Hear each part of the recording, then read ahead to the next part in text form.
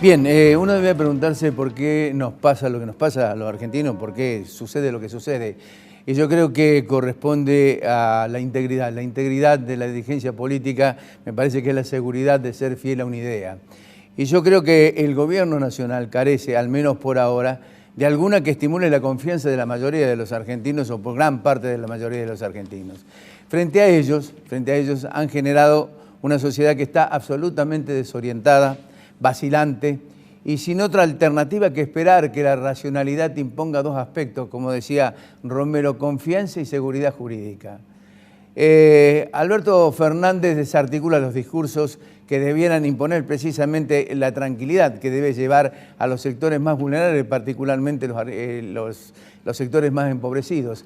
La economía hoy transita en su peor escenario. Emisión con inflación, desempleo, pobreza, indigencia, informalidad laboral, empresas que se cierran.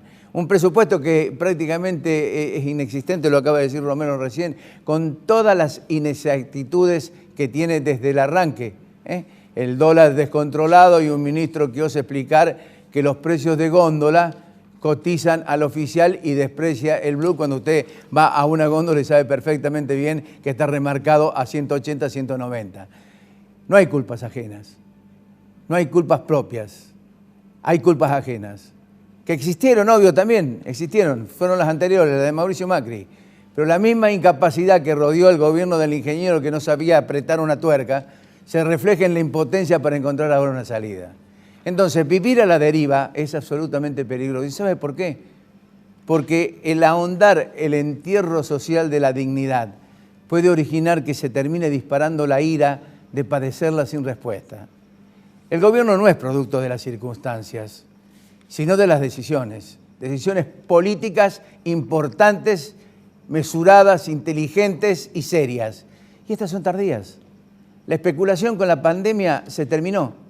Argentina fracasó entre resolver sobre la vida y la economía. Hoy ambos, en las estadísticas, están encerrados en incógnitas absolutamente irresueltas. Con el panorama de estadísticas por el piso, la inversión privada ocupada por los terrenos o por grupos de distinta índole, genera preocupación, no solamente en el periodo, sino que se torna imposible invertir de cara al futuro.